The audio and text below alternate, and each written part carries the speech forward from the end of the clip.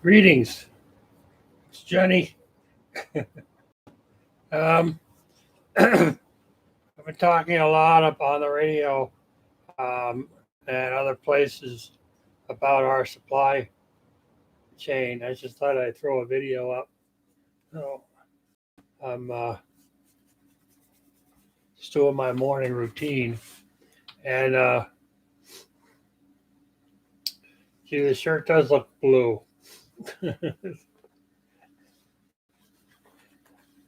And we're having a big supply issue in the U.S. right now. It's been going on um, most of the year, and there's a lot of blame thrown around.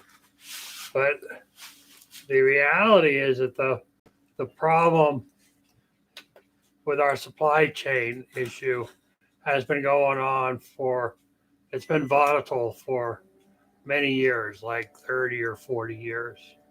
Because when I was young and I'd go to the store with my mother, and she would be looking for something, anything,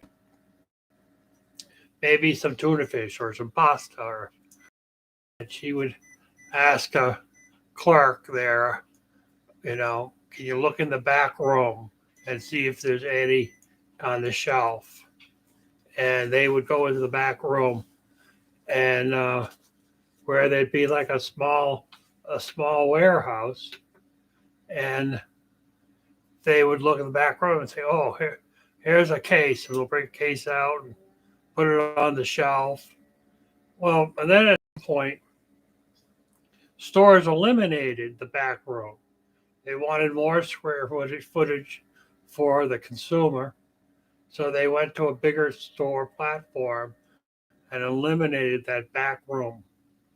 And then um, now they didn't have a place to store extra product, extra freezers, or anything like that.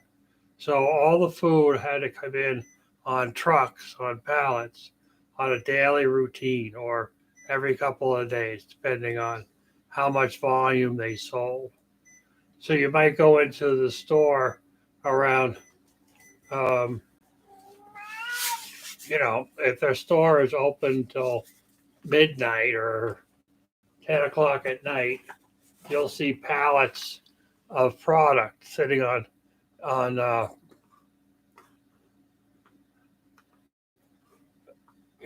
pallets, and they'll have busy bees working through the night, stocking all the shelves, so that when the store opens in the morning, that everything will look like the shelves are full. In order for that to happen, a tractor trailer has to have product on the truck that's being transported into the community. So then it seriously is a supply chain type of thing where the food is always in motion. It's the same thing with a lot of, like, say for example, car manufacturer there, that's building cars in the U.S.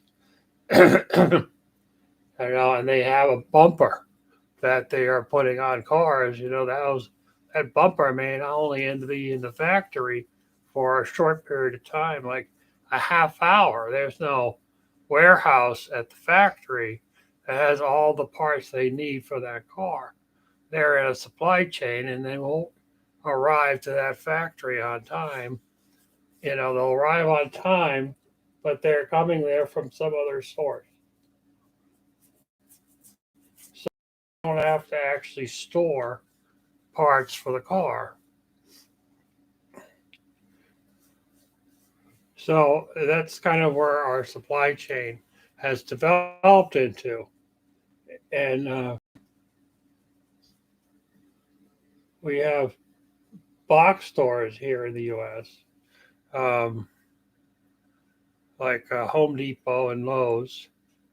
And we have places like BJ's, Costco's, Sam's Club, and you go into those places, and the upper racks are just packed with food or supplies. This Home Depot, there'll be all kinds of product, and it'll be kind of the same way with lumber above, because the store has been built like a warehouse.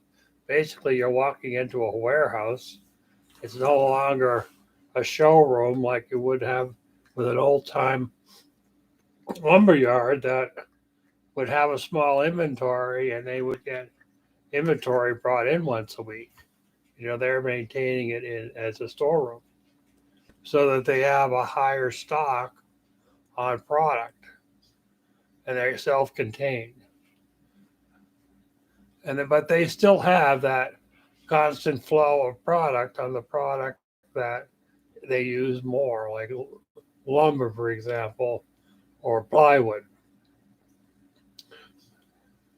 And that's where the part of our system is. We have, the stuff comes off the ships um, from other countries, for example, Taiwan and China in particular, and they get distributed through a network of trucks and trains, but very little trains, mostly trucks, and then they travel across the country and get distributed into the network. But because of the COVID shutdown last year, instead of keeping that supply chain going, a lot of options were that they shut down that flow. So then when they went to restart it all up in the later part of last year, there wasn't as many availability of drivers because drivers realized how much they didn't get paid. If you had a driver that would go in to pick up a truckload and they had to sit on a dock for 8 hours waiting for their payload, they weren't getting paid for those 8 hours.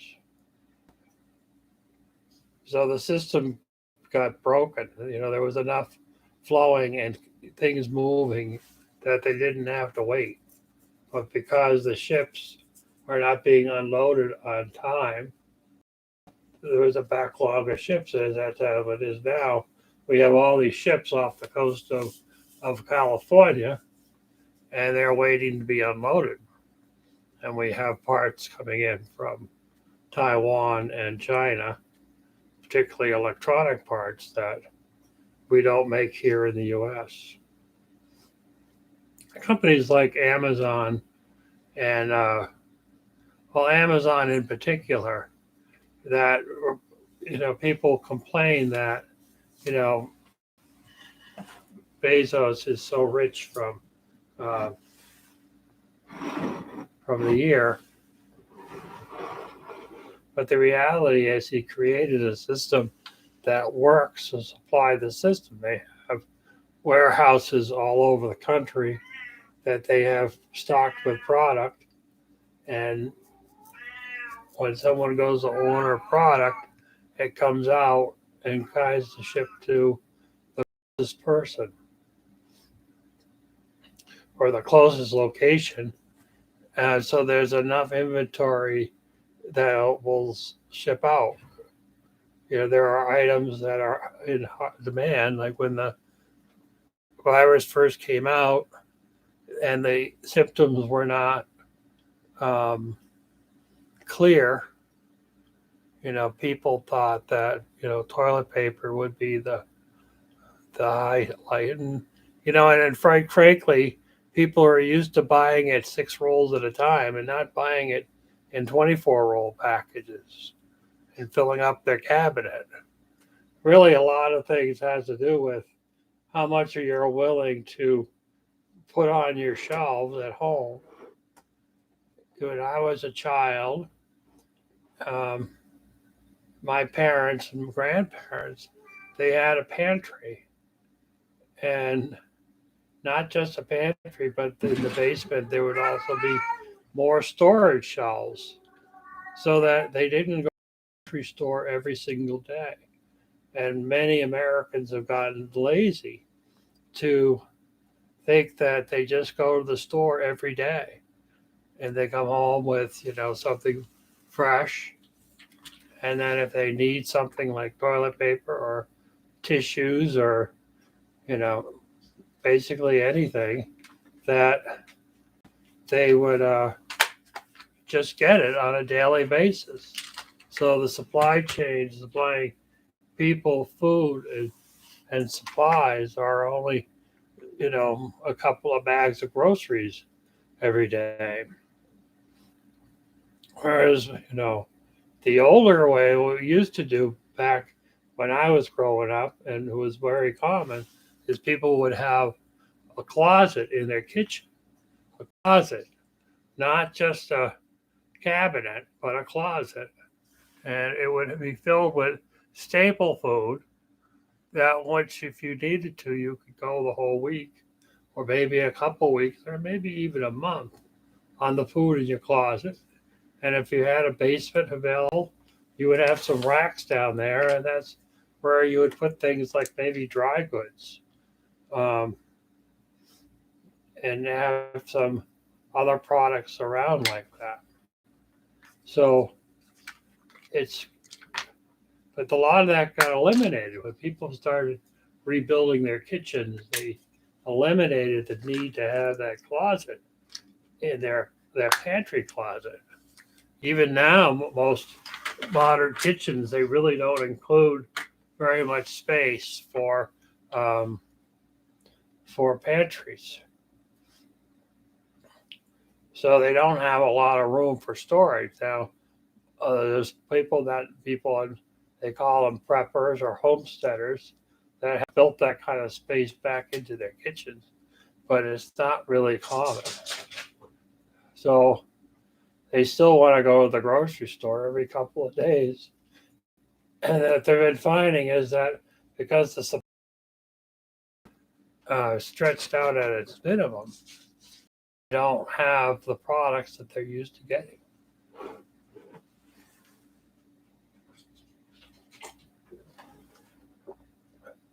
And it's kind of interesting that I order product from a lot of my sustainable product.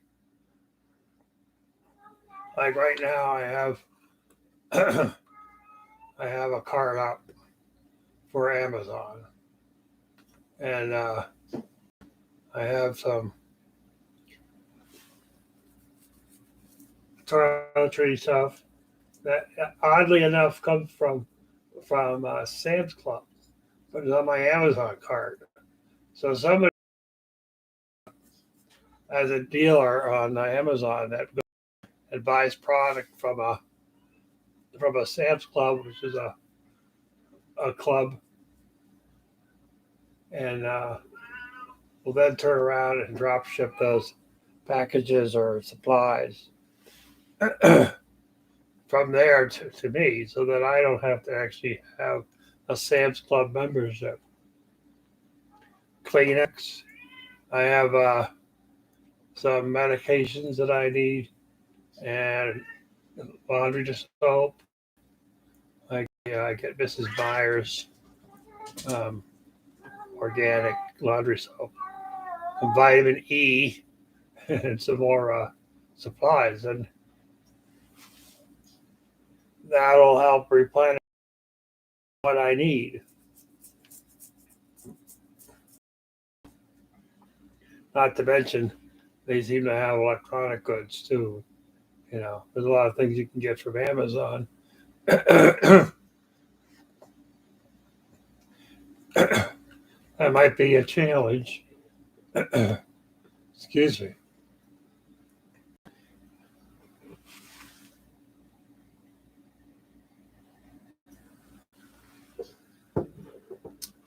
I mean, it's kind of interesting to look.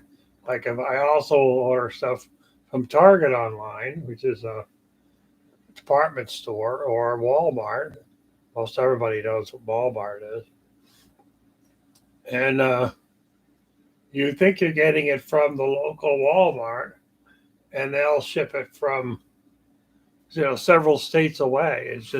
It's kind of comical in a way to watch the shipping. I'll watch track the packages as they're moving along, and I'll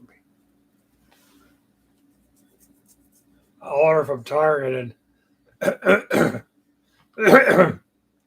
Target will give you the impression that they're getting the product from a local Target, and then in the end, they're actually pulling it from you know 5 states away or 6 states away. So it's kind of interesting.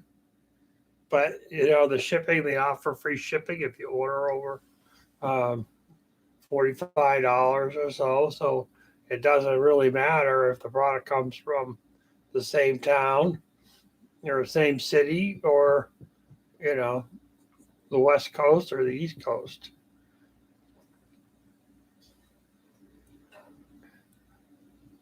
So it's ironic that we've kind of created this mess on our own. It doesn't hurt. Are you being called or stigmatized of being called a prepper if you want to have a large package of toilet paper stuck in there? If that's something that you need and use, you should have an ample amount of it, or other things that you need.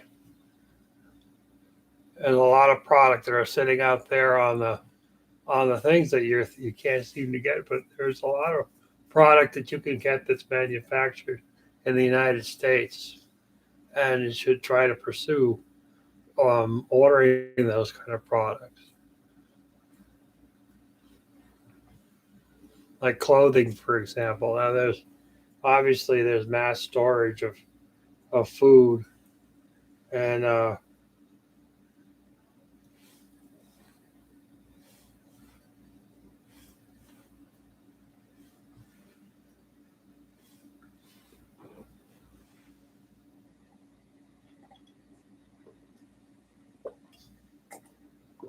other interesting thing is that we used to be really good friends with Canada, and but what Canada was doing was that they were supplying the country with cheap lumber, like plywood and building materials, and that would underprice a lot of our mills that we had in the country, to the point where, and that was kind of where we started.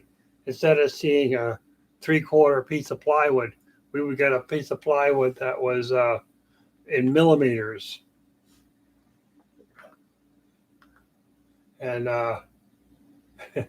so you're looking for a three-quarter inch or a half-inch piece, and there's millimeters on the rack label instead of uh, the actual fraction that us old timers are used to fractions. So it's at some point in there along the line, the box stores like Home Depot and Lowe's, they would think nothing of ordering plywood from Canada, because it would increase their profit, even though the plywood, where you would usually get a three-quarter inch 7 ply um, from a local um, mill that's making plywood, it would come in from another country as a 5 ply, three-quarter inch, something like that, that made the product cheaper to make, so they can drop the price down cheaper. And this supply of lumber from Canada, or maybe from other countries, would actually out over time put our mills out of business.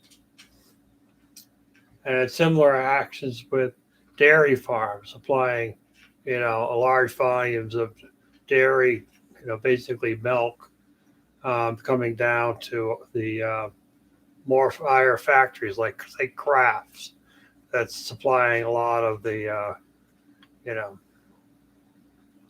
store, the less popular, um, cheeses and such, cream and things like that on a high bulk rate, and so they'd be supplying that. But then when the border kind of for so many different reasons that it didn't really get shut down last year, but it did get shut down this year just because the two countries didn't agree about different policies. That supply chain got cut off, but now our own dairy farms have to pick up the slack. I mean, there were certainly reports over the years recently that, our own dairy farmers would have to dump milk out into the ground because they couldn't compete with the dairy coming in from, say, Canada. So these dairy farmers, they went out of business, and now that we're in need from the now that we're in need from us for the United States to be more self-sufficient on lumber and dairy products, there's a lot less of it around. So uh, it's just an interesting thing. Obviously, we're not getting dairy product from other countries that are have to be brought in by boat. You know, but there is a fair amount of supply. It used to be comical that you know maple syrup from Canada was considered liquid gold. They were supplying a lot of maple syrup into the country. We have our own people that produce maple syrup, but it's small farms. It's not in the mass production that you get 55-gallon drums from Canada. You want to buy it locally from a local farmer. You're gonna pay a fair amount for a quart. Um, and it's really kind of interesting in liquid gold when the borders got shut down with Canada, and Canada started saying we're going to hold back on things that you want because you've changed policies this year that don't support our livelihood. Then everything kind of gets mucky mucked. So here we are. We got all these ships off of the coast of California waiting to be unloaded. And one of the solutions was they would just move the ships further out so they wouldn't be seen by the people on the coast. And that was supposed to solve the problem of thinking that they're waiting to be unloaded, even though they're still waiting to be unloaded. Like, for example, a graphics card for a computer. Try getting yourself a graphics card for a computer brand new. We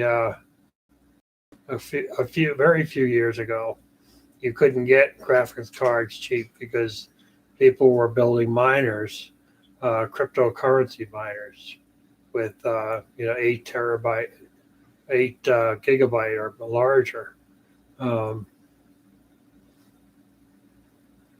and they'd buy more cards for the computer and build a miner that's producing money for them. So the availability of graphics cards for the consumer that needed it for gaming or editing, they were in short supply, which drove the price up. Well, because of everything that's been going on around the world, that particular supply chain has dried up. So now people are scrounging for a used board because it's very hard to find something brand new on graphics cards. And if you can, the prices are probably higher than they were a few years ago. So the computer chips for cars, they're all sitting out there on those ships.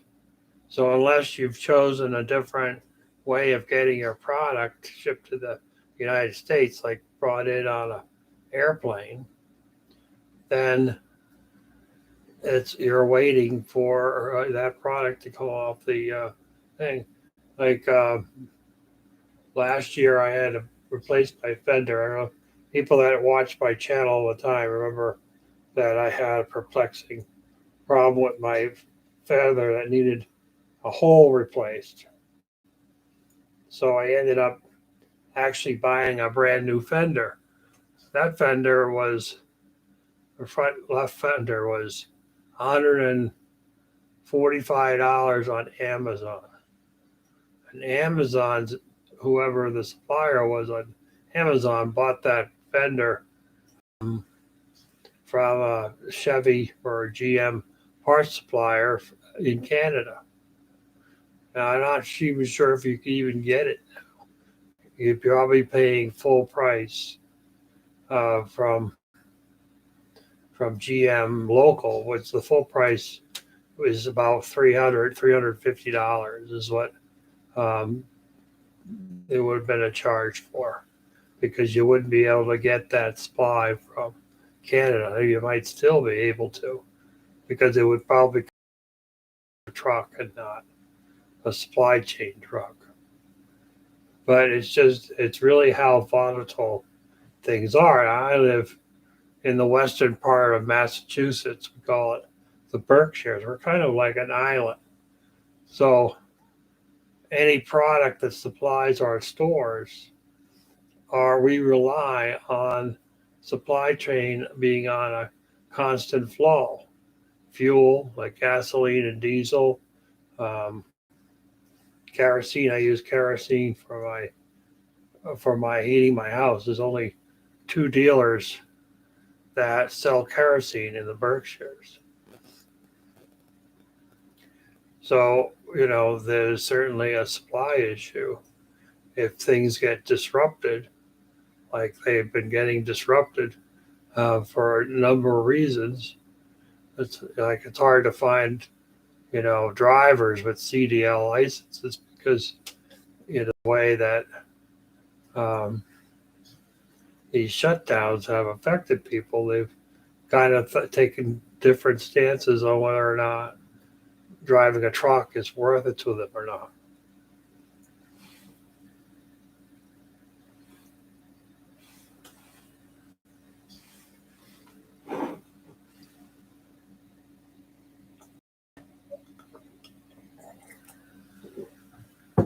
So I just thought I'd get on and make a quick video about my opinions about it. People are still talking about the issues here in the United States.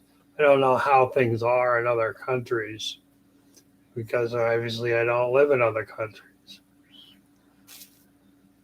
But the less countries manufacture themselves, I mean, that's where the free trade thing is all about.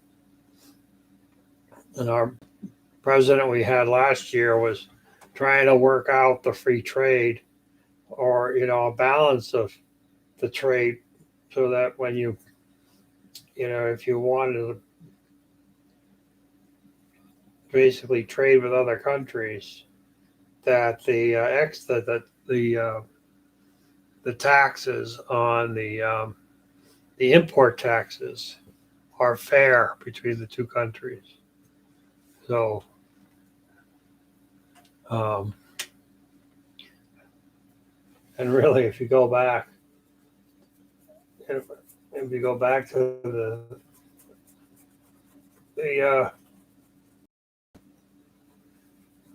the bombing of Pearl Harbor was actually a line or an alliance hand that the United States had secretly made an agreement. Well, it wasn't that secret, but it was secret enough that would provide, free commerce with China versus Japan. Japan would have to pay um, for commerce with the United States. but there's no reason that there should be astronomical costs to go between the two countries. We should be able to trade and have it not be um, so expensive on top of the product itself. So maybe you can understand why you needed some some fees at the dock to unload it, to pay for unloading and getting it into a tractor trailer. But they shouldn't be a such a high political cost. And I know a YouTuber was he was building a computer for somebody in I think it was Australia, and the cost of the import taxes on the computer to get it into the country were higher than the cost of the computer itself. And we're talking, I don't know, it was like over $1,000 to transport it into the country through the um, the import tax, and that's just ridiculous. You know, we should have fair trade between all the countries, and the supply chain thing would be, less of a burden. I can actually remember well, there's a local mill. I'm gonna close this up because I'm going too long. But there's a local mill that um, they would get the wood in. They would actually harvest the wood, and I think it was cherry. So they harvested the cherry, and then they would cut it all down to a certain spec size board. They would pack it all up onto a truck, a cargo ship, and send it to China. And then China would turn around and mill it down to their specifications. And then they would ship it back to the US. And because there's no charge, it was cheap for them to do that. You're putting all this product on a cargo ship, and they're not cheap. Not only are they not cheap, they're huge polluters into our atmosphere. I think steamships or cargo ships and the like are huge consumers of greenhouse gases. But it was cheap for them to do it that way versus just sending it to another mill in this country and milling it down to specifications. It's ridiculous that that's even a conceivable thing. But at any rate, I've gotten my 2 cents worth, so I am going to skip out, finish doing my morning med ritual, and I still have a few pills left to take. So you can't take while I'm talking. So wish everybody a great day. We got another gray morning. We haven't had much for sunlight for the last 2 weeks or so. We've had a couple of hours of sun and then it go cloudy again. But at least we're not getting pounded with snow. We should have something today, but hopefully it's not going to amount to much. Ta ta.